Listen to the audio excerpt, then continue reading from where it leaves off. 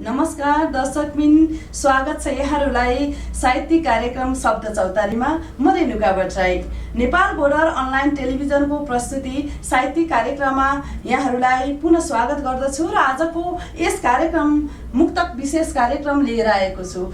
यस्तो व्यक्तित्वका साथ म उपस्थित भएको छु। नेपाली भाषा साहित्यमा विशेष गरेर मुक्तकको विकासको लागि पछिल्लो समय निकै क्रियाशील हुनुभएकी निशा केसी हुनुहुन्छ। आउनुहोस् उहाँलाई यस कार्यक्रममा स्वागत गरौँ। स्वागत छ यहाँलाई। नमस्कार। नमस्कार। यहाँ असाध्यै राम्रो मुक्तक लेख्नुहुन्छ अनि कविताहरू पनि लेख्नुहुन्छ। विशेष गरेर यहाँले चाहिँ मुक्तक सङ्ग्रह र मुक्तकै विषयमा काम पनि गरिरहनु भएको छ। तर अहिले चाहिँ के गर्दै हुनुहुन्छ? अहिले चाहिँ मैले पत्रिका त निस्किरहेको छ, मुक्तक सागर पत्रिका। हजुर। हैन? हजुर। अनि त्यसको साथसाथै अहिले म मास्टर्स गर्दै थिएँ। हजुर। अनि त्यसमा चाहिँ अहिले मेरो थेसिस बाँकी भएको भएर भर्खर हिजो मात्रै मैले थेसिस सकाएर भाइभा सकाएर बसेको छु। यहाँलाई धेरै धेरै बधाई दिन चाहन्छौँ यहाँको भाइभा सम्पन्न भएकोमा। यहाँ अब हामी कार्यक्रमको सुरुवातमै यहाँको एउटा सुन्दर मुक्तक सुनौँ न। हजुर, हस्। मलाई मनपर्ने एउटा मुक्तक सुनाउँछु। हजुर। नाता कस्तो हुन्छ फुल र हाँगो हेर, नाता कस्तो हुन्छ फुल र हाँगो हेर, खस्ता पनि खुसी पानी र छाँगो हेर, नाता कस्तो हुन्छ फुल र हाँगो हेर, खस्ता पनि खुसी पानी र छाँगो हेर, किन भन्छौ मेरो मात्रै हो आकाश, किन भन्छौ मेरो मात्रै हो आकाश, माथि माथि चङ्गा तल तल धागो हेर, माथि माथि चङ्गा तल तल धागो हेर। अझै एक दुईवटा सुन्छौँ हामी। अझै सुनाऊ? हजुर। हुन्छ, हस्। र त्यो अर्को पनि मलाई मन परेको मुक्तक छ। हजुर। त्यो म सुनाउँछु। ज्ञान अनि ध्यान दुवै अनन्त हुन्छ, ज्ञान अनि ध्यान दुवै अनन्त हुन्छ, फुले पनि केस मान्छे जीवन्त हुन्छ, ज्ञान अनि ध्यान दुवै अनन्त हुन्छ, फुले पनि केस मान्छे जीवन्त हुन्छ, भन्थे रजनीश त्यो मान्छे बुढो हो, भन्थे रजनीश त्यो मान्छे बुढो हो, जसमा सिक्ने चाहनाको अन्त्य हुन्छ, जसमा सिक्ने चाहनाको अन्त्य हुन्छ। असाध्यै सुन्दर मुक्तकको लागि यहाँलाई धेरै धेरै बधाई दिन चाहन्छौँ। यहाँका मुक्तकहरू हाम्रा दर्शकबिनले पनि असाध्यै मन पराउनुहुन्छ र यो मुक्तकै प्रसङ्ग ल्याउन साथ यहाँको नाम एक नम्बरमै सबैले मन पराउनुहुन्छ र उच्चारण पनि गर्नुहुन्छ। यहाँले मुक्तक सङ्ग्रह पनि प्रकाशन गर्नुभयो। रहरले किनार छुँदा मुक्तक सङ्ग्रह निकाल्नुभयो। अब हामी अलिकति मुक्तकै प्रसङ्गलाई जोडौँ। अहिले पछिल्लो समय मुक्तक लेखनको एउटा निश्चित नियमहरू पनि तयार भएको छ। यो अलिकति मुक्तकको बारेमा हाम्रा दर्शकहरूलाई जानकारी गराइदिनुहोस् न। हजुर, एकदम राम्रो क्वेसन सोध्नुभयो। यसको लागि तपाईँलाई धन्यवाद। वास्तवमा मुक्तक लेख्ने पनि एउटा, मुक्तक लेख्दाखेरि पनि एउटा कला छ। त्यो कसरी लेख्ने त मुक्तक भनेर धेरै मान्छेलाई चाहिँ ज्ञान छैन, होइन? मुक्तक लेख्दाखेरि चाहिँ सुरुमा पहिलो हरफले चाहिँ मुक्तकको उठान गर्छ, कुनै पनि विषयवस्तुको उठान गर्छ, अनि दोस्रो हरफले त्यो विषयवस्तुलाई चाहिँ विस्तार गर्छ, तेस्रो हरफले मुक्तकमा भन्न खोजेको कुरा के हो त्यसको चुरो कुरालाई चाहिँ त्यहाँ प्रस्तुत गर्छ, र चौथो हरफले चाहिँ एउटा चोटिलो समापन गर्छ। मुक्तक भनेको 4 लाइनमा हुन्छ, हैन? 4 लाइनमा हुन्छ। यो अहिले चाहिँ पहिला धेरै अलि 4-5-6 लाइनका पनि मुक्तकहरू लेखेका थिए भने अहिले चाहिँ नेपाल मुक्तक प्रतिष्ठानले 2070 सालमा पोखरामा एउटा गोष्ठी गरेर त्यहाँ चाहिँ एउटा मुक्तकको मानक चाहिँ निकालेको छ, हैन? त्यो चाहिँ डाक्टर लक्ष्मण गौतमले प्रस्तुत गर्नुभएको थियो कार्यपत्र, र त्यहाँदेखि चाहिँ अनि मुक्तकलाई चाहिँ चतुष्पदी शैलीमा लेख्नुपर्छ भन्ने मान्यता पनि छ। र त्योभन्दा धेरै अगाडिदेखि धेरै जस्तो मुक्तकारहरूले चतुष्पदी शैलीमा नै लेखिरहेका थिए, र अहिले पनि धेरै जस्तो मुक्तकहरू चतुष्पदी शैलीमा नै लेखेका छन्। जस्तो यहाँले भने जस्तै गरी चतुष्पदीय शैलीमा मुक्तक लेख्ने परम्परा 70बाट सुरुवात भयो। एउटा मानक सिद्धान्त नै अगाडि लिएर आएर सुरुवात गरियो। तर यसलाई हिजोदेखि अब लेखिरहनु हुनेहरू हुनुहुन्छ, कतिले त त्यसलाई सहर्ष स्वीकारिसक्नु भएको छ र त्यही मानक सिद्धान्तमै मुक्तक लेखेर नेपाली भाषा साहित्यमा चाहिँ मुक्तकलाई एकदमै राम्रो रूपमा चाहिँ एउटा स्थान दिइरहनु भएको छ र यसमा सबभन्दा महत्त्वपूर्ण भूमिका चाहिँ साहित्यकार रमेश पौडेलको पनि छ यसमा। उहाँले चाहिँ रेडियो नेपालबाट प्रतिबिम्ब कार्यक्रमबाट नै मुक्तक वाचनको कार्यक्रम धेरै वर्ष गर्नुभयो र यो मानक सिद्धान्तको समयमा पनि उहाँ पनि हाम्रो योगदान पनि पुर्याउनु भएको छ। यसरी कसैले त्यसलाई स्वीकार्नु भएको छ, फेरि कसैले चाहिँ साहित्य भनेको चाहिँ स्वतस्फूर्त हुन्छ, कुनै बन्धनमा बाँधिनु हुँदैन भनेर त्यसलाई अस्वीकारेको अवस्था पनि छ। यसलाई के भन्नुहुन्छ यहाँ? यसलाई के भन्छु भने समय परिवर्तनशील हुन्छ होइन, मानिसले जसले पनि परिवर्तनको चाहना गर्छ र पहिला मुक्तक त्यस्तै अब 5 लाइनको 6 लाइनको त्यस्तो पनि मुक्तकहरू भनेर लेखिएका थिए होइन। अहिले आएर चाहिँ समयको फेरि माग अनुसारले अब होइन चतुष्पदी नै लेखौँ, चतुष्पदीमा चाहिँ अब अनुप्रास अनि लाइनको र शब्दहरूको जुन एउटा हरफहरूको शब्दको जुन एउटा चतुष्पदी शैली एउटा ढाँचा जुन छ त्यसमा प्रस्तुत गर्दाखेरि राम्रो हुन्छ र मुक्तक भयो कि भएन भनेर छुट्याउनलाई पनि त सजिलो हुन्छ भनेर एउटा मानक बनाएको हो होइन। तर समय त जहिले पनि परिवर्तनशील हुन्छ, हरेक मान्छेको चाहिँ अब विचारहरू आफ्नो हुन्छ, लेखकको आफ्नो हुन्छ। अब मुक्तकमा पनि धेरै प्रयोगहरू हुन्छन् र बिस्तारै नयाँ नयाँ प्रयोगहरू आउँदै जान्छन्, त्यसले फेरि मुक्तकलाई अर्को दिशातिर लैजान पनि सक्छ। हेरौँ अब त्यो त समयको कुरा हो। अब लेख्दै जाँदाखेरि मुक्तकारहरूले मुक्तक लेख्दै जाँदाखेरि उहाँहरूले कसरी लेख्नुहुन्छ त्यही आधारमा सिद्धान्तहरू बन्दै जान्छन्, सबै कुरा हुँदै जान्छ नि त। जस्तो यहाँले मुक्तककै विषयमा हामीले कुरा गरिरहेका छौँ र आजको यस कार्यक्रमलाई मुक्तक विशेष बनाउने कोसिस पनि हो मेरो। यहाँले मुक्तक सागर त्रैमासिक मुक्तक पत्रिका पनि प्रकाशन गर्नुभएको छ। यहाँले मुक्तकमै यसरी लागि पर्नुको खास कारण चाहिँ के हो? म मुक्तकमै खास लागि पर्नुको कारण चाहिँ मलाई मुक्तक एकदम मनपर्छ। हजुर। अनि कस्तो भने आजकलको समय चाहिँ असाध्यै व्यस्त समय छ। हामी कतिपय कुराहरू हाम्रो मनमा अब हरेक भावना विचारहरू आउँछन्, त्यो लेख्नलाई समय हुँदैन। तर 4 लाइनको मुक्तक भनेको चाहिँ हामीले जतिसुकै बेला पनि लेख्न सक्छौँ र एउटा यो 4 लाइनको मुक्तक भनेको बिन्दुमा सिन्धु अटाउने पनि भनिन्छ क्या। अनि जस्तो गागरमा सागर भन्छन् के, त्यो भन्नुको अर्थ चाहिँ सानो 4 लाइनभित्र चाहिँ हामीले एउटा समष्टि एउटा उपन्यासको एउटा कथाले दिनुपर्ने एउटा जुन त्यस्तो एउटा हुन्छ त्यो चाहिँ त्यसमा आनन्द त्यसमा हुन्छ क्या। अनि त्यही भएर पनि मुक्तक पढ्दा मुक्तक लेख्दा लेख्ने लेखकहरूलाई पनि मुक्तकारले जति एउटा मुक्तक लेख्दाखेरि 4 लाइनको एउटा राम्रो मुक्तक लेख्न सक्यो भने त्यो दिन कस्तो आनन्द आउँछ होइन। अब समय धेरै नहुँदाखेरि त कथा लेख्न सकिँदैन, अब कविता लेख्न सकिँदैन, लामो कविताहरू। अनि मुक्तकै भए पनि लेखेर आफ्नो मनको त्यो भावनाहरूलाई चाहिँ मुक्तकबाट व्यक्त गर्न सकिन्छ र पढ्ने पाठकहरूले पनि लामो पढ्न फुर्सद नहुँदाखेरि 4 लाइनको मुक्तकमा नै उहाँहरूले साहित्यको स्वाद लिन सक्नुहुन्छ। हजुर, यहाँले भनिरहँदा यति बेला नेपालमा सबैभन्दा पहिला मुक्तक लेख्ने भीमदर्शन रोकालाई मैले सम्झिरहेको छु। मुक्तकै प्रसङ्गमा उहाँको पहिलो मुक्तक प्रकाशन भइसकेपछि मुक्तक लेखनप्रतिको एउटा चेतना र चतुष्पदी सिद्धान्तभित्र मुक्तक हुनुपर्छ भन्ने कुरा र पहिले भइरहेको थियो, त्यसलाई एउटा संरचनाभित्र राखौँ भन्ने कुराहरू चाहिँ अगाडि आइरहेको छ। यति बेला चाहिँ हामी हाम्रा दर्शकहरूलाई निशा केसीको मुक्तक सुन्न चाहन्छौँ। धन्यवाद। चस्मा लागेर पढेँ, चस्मा लगाएर। विजय सदैव सत्यको पराजय ढाँटको हुन्छ। विजय सदैव सत्यको पराजय ढाँटको हुन्छ। भिरको के हुन्छ सहने शक्ति जति फाँटको हुन्छ। विजय सदैव सत्यको पराजय ढाँटको हुन्छ। भिरको के हुन्छ सहने शक्ति जति फाँटको हुन्छ। स्वयंलाई ढाँट्नेहरूको छटपटी पनि देखेको छु। स्वयंलाई ढाँट्नेहरूको छटपटी पनि देखेको छु। निद हराएको मान्छे न भुइँको न खाटको हुन्छ। निद हराएको मान्छे न भुइँको न खाटको हुन्छ। अझै हामी 2वटा सुन्छौँ। रात र दिनलाई सुन्दर बिहानीले जोड्छ। रात र दिनलाई सुन्दर बिहानीले जोड्छ। उस्तै दृश्यलाई आँखाको नानीले जोड्छ। रात र दिनलाई सुन्दर बिहानीले जोड्छ। उस्तै दृश्यलाई आँखाको नानीले जोड्छ।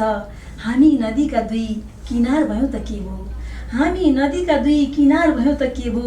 2 किनारलाई बगिरहेको पानीले जोड्छ, दुई किनारलाई बगिरहेको पानीले जोड्छ। अझै एउटा सुन्ने। हजुर। आदि भाग्य लेखिसके आदि लेख्ने कलम भएर आउनु, आदि भाग्य लेखिसके आदि लेख्ने कलम भएर आउनु, चर्याइरहेको मेरो गाउँमा तिमी प्रिय मलम भएर आउनु, आदि भाग्य लेखिसके आदि लेख्ने कलम भएर आउनु, चर्याइरहेको मेरो गाउँमा तिमी प्रिय मलम भएर आउनु, सुन चाँदी हिरा मोती केही चाहिन्न उपहारमा मलाई, सुन चाँदी हिरा मोती केही चाहिन्न उपहारमा मलाई, गरुङको वस्तु डुब्छ सागरमा, तैरिन तिमी हलुङ्गो भएर आउनु, तैरिन तिमी हलम भएर आउनु। असाध्यै सुन्दर मुक्तकको लागि यहाँलाई धेरै धेरै धन्यवाद दिन चाहन्छु। अलिकति प्रसङ्ग बदल्न मन लागिरहेछ। जस्तो यहाँले भर्खरै म कलेजको भाइभा सकाएँ भनेर है भनिरहँदा यो उमेर हुन त पढाइलाई कुनै पाबन्दीले पनि रोक्दैन, तर पनि यहाँले चाहिँ यो कतिवटा जस्तो 2-3वटा डिग्री पनि हासिल हुन्छ। यहाँले कतिवटा डिग्रीको प्रयासमा चाहिँ भाइभा दिनुभयो अथवा लेखनलाई कन्टिन्यू गर्दा गर्दै पढाइ बिचमा रोकेर हो कि, अथवा यसको बारेमा चाहिँ अलिकति बताइदिनुहोस् न। हजुर हुन्छ। वास्तवमा तपाईँले सही भन्नुभयो। मान्छेहरूले मेरो जस्तो उमेरमा धेरै डिग्रीहरू लिएर बसेका हुन्छन् होइन, धेरैमा स्नातक गरेका हुन्छन् होइन, तर मैले चाहिँ अहिले भर्खरै मैले एउटा मात्रै विषयमा गर्दैछु, त्यो पनि विशुद्ध नेपाली। हजुर नेपाली विषयमा गर्दैछु होइन। त्यो त सुन्दर विषय हो।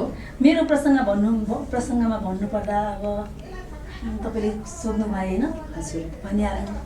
मैले चाहिँ अलिकति पछि नै पढाइ सुरु गरेको भयो। हजुर पहिला जुन विद्यार्थी जीवन मेरो एसएलसी सकिने बित्तिकै कलेज भर्ना भएर पढ्नु पर्थ्यो, त्यो बेलामा चाहिँ मैले पढ्न पाइनँ, किनभने मेरो छिट्टै बिहा भयो है, त्यो कारणले गर्दाखेरि मैले पढ्नु पाइनँ।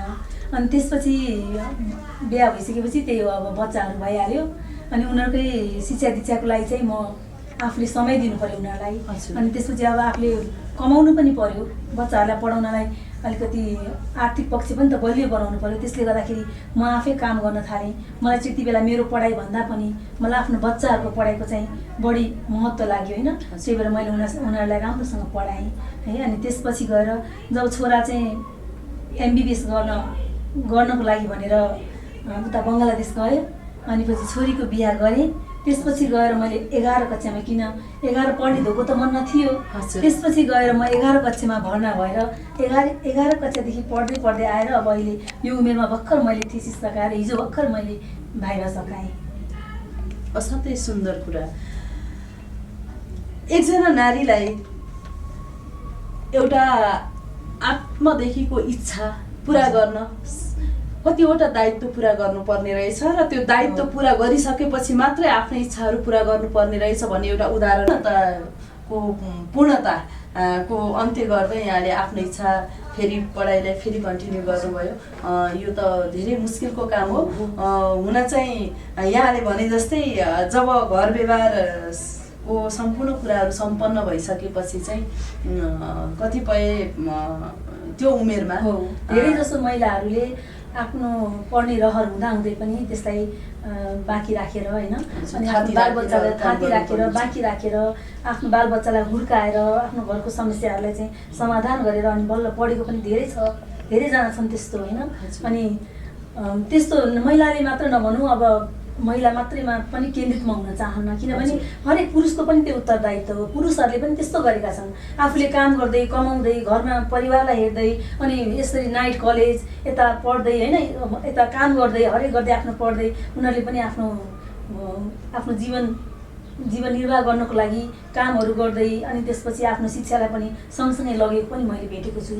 यसमा चाहिँ अब हामीले अब नारीलाई मात्रै चाहिँ समस्या भन्नु न, अलिकति नारीको उत्तरदायित्व चाहिँ हाम्रो नेपाली समाजमा अब घरको भात भान्सामा पनि अलिकति हेर्नुपर्ने, अनि अब अहिलेको जमानामा त अब नारीले कमाएर पनि ल्याउनुपर्छ होइन, सबै थोक अब समानता आइसक्यो नि त, त्यस्तो भएको छ। तर त्यही हो, केटा मान्छेले चाहिँ घरको काम अलिकति नगर्ने, अनि केटीले मान्छेलाई मात्रै अलिकति घरको कामको लोड पर्ने हुनाले अलिकति गाह्रो भएको मात्रै हो होइन, तर गर्न त दुवैजनाले समान रूपमा गरेकै हुन्छन्।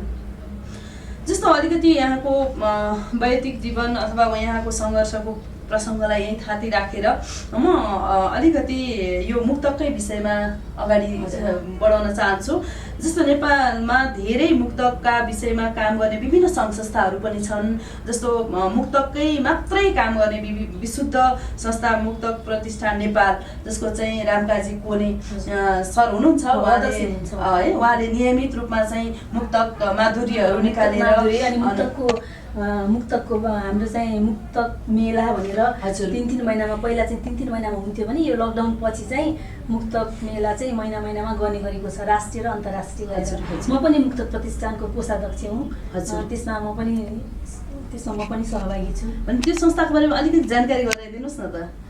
त्यो संस्था त्यसले अब विशुद्ध मुक्तकको बारेमा काम गरिरहेको छ होइन। अब अहिले मुक्तक लेखनमा नव प्रतिभाहरूलाई प्रोत्साहन गर्ने अनि अग्रजहरूलाई पनि अब राम्रोसँगले उहाँहरूसँग सहकार्य गरेर अब मुक्तकको उन्नति, मुक्तकको उन्नयन विकासमा के गर्न सकिन्छ त्यसको लागि चाहिँ अब चर्चा परिचर्चा गोष्ठीहरू गर्ने अनि यस्तै अब यो कामहरू भइराखेको छ।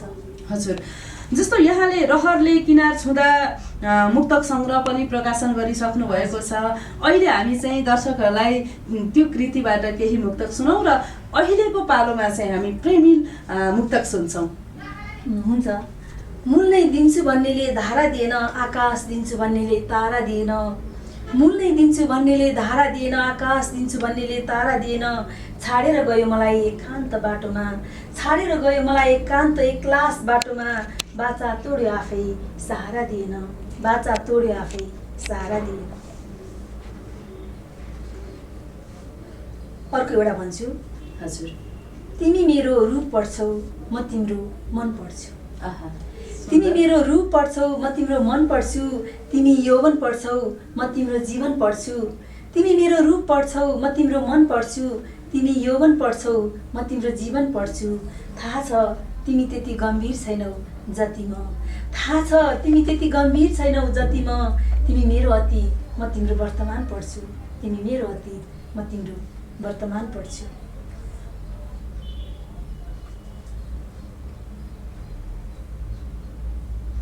अर्को प्रेमीले सुन्नु। प्रेमीले अहिले हामी प्रेमीलाई सुनौँ। हाम्रो दर्शकबिनहरूलाई यो प्रेमिल मुक्तक असाध्यै मनपर्छ। यसै भित्र छ त्यो मलाई कण्ठ छ होइन, त्यो सुनाउँछ है त। हजुर। अरूदेखि तिम्रो प्यारो नाम छेक्न मन लाग्छ, अरूदेखि तिम्रो प्यारो नाम छेक्न मन लाग्छ। तिमीलाई चाहनेहरूको लाम छेक्न मन लाग्छ, अरूदेखि तिम्रो प्यारो नाम छेक्न मन लाग्छ।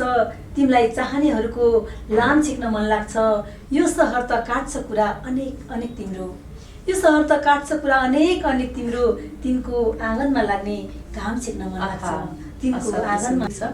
असाध्यै सुन्दर मुक्तकको लागि यहाँलाई धेरै धेरै धन्यवाद दिन चाहन्छु। दर्शकबिन, हामी यति बेला नेपाल बोर्डर अनलाइन टेलिभिजनको प्रस्तुति साहित्यिक कार्यक्रम सप्त चौतारीमा छौँ र आज हामीले मुक्तक विशेष कार्यक्रम बनाइरहेका छौँ। यस कार्यक्रमलाई मन पराएर यहाँहरूले लाइक, कमेन्ट, सेयर र सब्सक्राइब पनि गरिदिनु होला।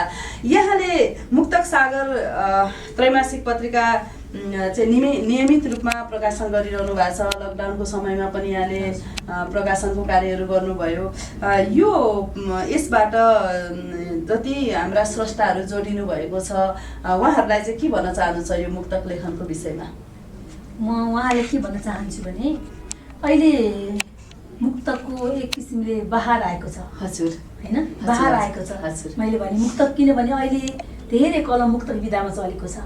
यो अनलाइनले गर्दा छापा माध्यममा होस्, अनलाइन माध्यममा होस्, सबै ठाउँमा चाहिँ जता हेऱ्यो मुक्तकै मुक्तक देखिन्छ।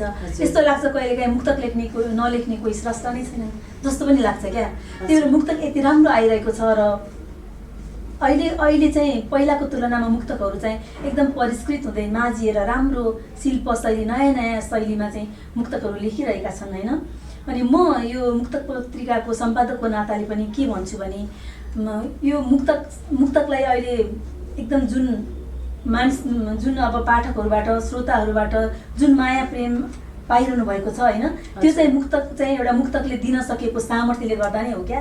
मुक्तकले जुन उहाँले दिन सकेको आनन्दले गर्दा नै त्यस्तो भइराखेको छ भने अब अझै पनि यो मुक्तकलाई अझ पनि कसरी राम्रो लेख्ने, अझै हामीले राम्रो गरौँ यसमा भनेर त्यो चाहिँ उहाँहरूले सोचेर राम्रो जति सके राम्रो मुक्तक लेख्ने प्रयास गरेर अनि मुक्तको उन्नयन र विकासमा उहाँले पनि सहयोग पुर्याउन सक्नुहुन्छ भने जस्तो यहाँले यो प्रसङ्ग भनिरहँदा नेपालमा नेपाली भाषा साहित्यको उन्नतिको लागि अथवा विकासको लागि नेपाल प्रज्ञा प्रतिष्ठान स्थापना भएको निकै पुरानो संस्था होइन, निकै लामो समय पनि भइसक्यो र जसले नेपाली का विभिन्न साहित्यका विभिन्न विधाकालाई चाहिँ समृद्ध बनाउने कार्यहरू गरिरहेको छ। तर पनि मुक्तकलाई चाहिँ जुन स्थानमा राखेर गर्नुपर्ने कामहरू चाहिँ एकाडेमीले गर्न अझै कम भए पनि अहिले पछिल्लो समय सुखद पक्ष चाहिँ के हो भने प्रज्ञा प्रतिष्ठानले पहिलोचोटि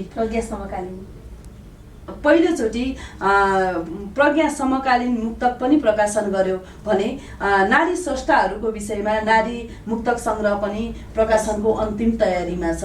यसले के स्पष्ट पार्छ भने यहाँले भनेकै जस्तै बाढी आएकै हो, त्यो बाढीमा छनौट हुँदैछ, थिग्रिँदैछ र राम्रो पक्षहरू र नराम्रो पक्ष त त्यो समयले छुट्याउने हो। तर सम्बन्धित निकायको ध्यानाकर्षण र सम्बन्धित संस्थाले जुन दायित्वको रूपमा वहन गरेर यो कार्य हुनु चाहिँ निश्चय पनि मुक्तक लेखनको क्षेत्रमा यो ऐतिहासिक उन्नति नै हो, प्रगति नै हो, खुसीको कुरा नै हो र यहाँलाई पनि बधाई दिन चाहन्छु कि यहाँको मुक्तक पनि नारी मुक्तक सङ्ग्रहमा सङ्ग्रहित हुँदै आउँदैछ र म दर्शकबिनलाई पनि यो जानकारी गराउन चाहन्छु नेपाल प्रज्ञा प्रतिष्ठानबाट नारी मुक्तक सङ्ग्रहको रूपमा आउँदैछ। यहाँहरूले पनि लामो प्रतीक्षा गरिरहनु भएको छ र अब छिट्टै आउने जानकारी प्रज्ञा प्रतिष्ठानले जानकारी गराइसकेको छ।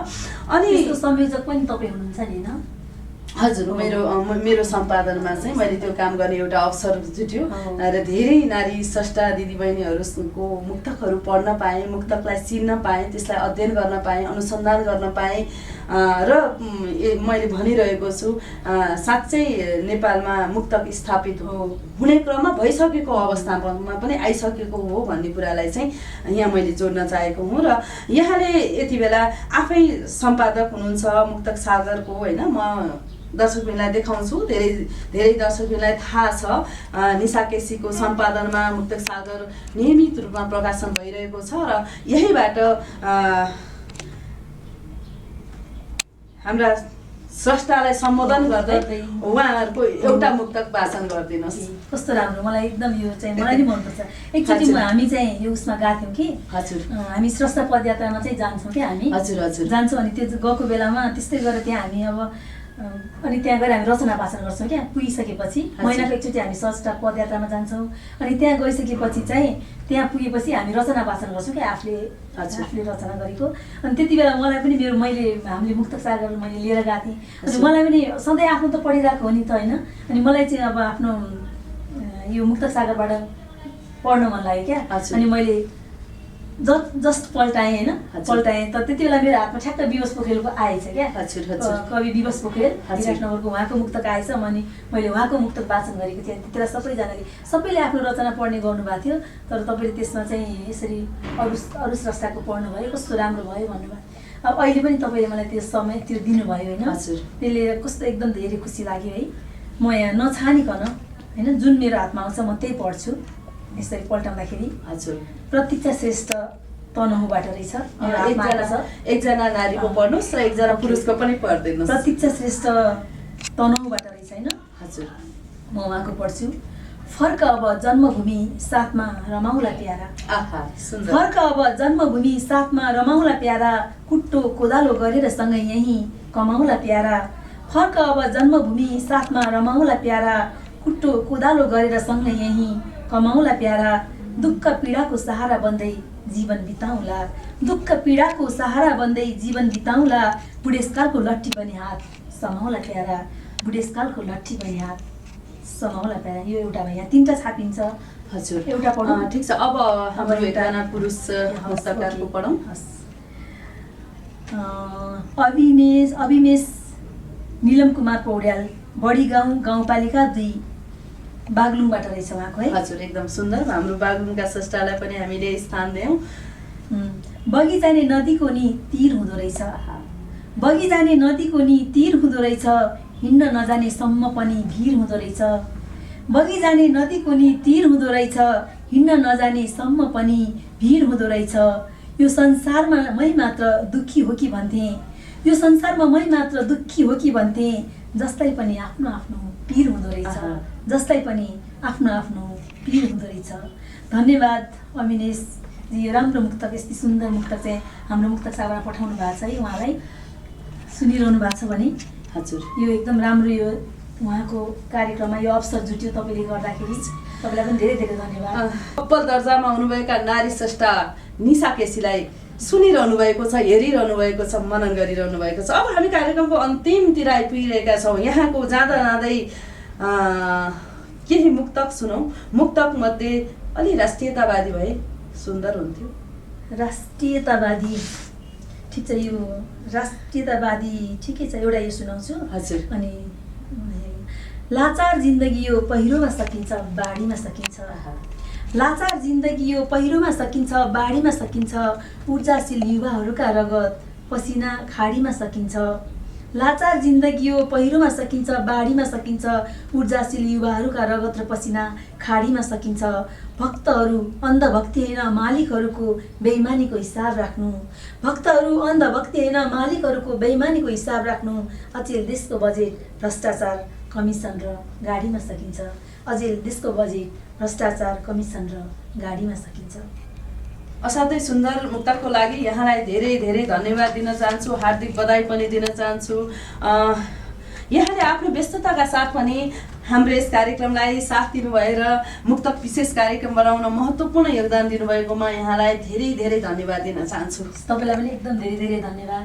यहाँसम्म आएर तपाईँले चाहिँ अब एउटा कार्यक्रमको यस्तो योजना गर्नुभयो, जसले गर्दाखेरि मैले आफ्ना केही मुक्तकहरू, आफ्नो मनका केही विचारहरू पाठकहरू समक्ष, श्रोताहरू समक्ष, दर्शकहरू समक्ष राख्ने यो सुवर्ण अवसर पाएँ। यसको लागि हृदयदेखि नै तपाईँप्रति हार्दिक कृतज्ञता ज्ञापन गर्दछु। दर्शकबिन, आज हामी नेपाल बोर्डर अनलाइन टेलिभिजनको प्रस्तुति साहित्यिक कार्यक्रममा थियौँ र हामीसँग हुनुहुन्थ्यो मुक्तकार साहित्यकार निशा केसी। उहाँलाई धेरै धेरै धन्यवाद दिँदै आगामी दिनमा पनि यस्तै व्यक्तित्वका साथ अवश्य उपस्थित हुने नै छु। त्यतिन्जेलका लागि म रेणुका भट्टराईलाई बिदा दिनुहोस्। नमस्कार।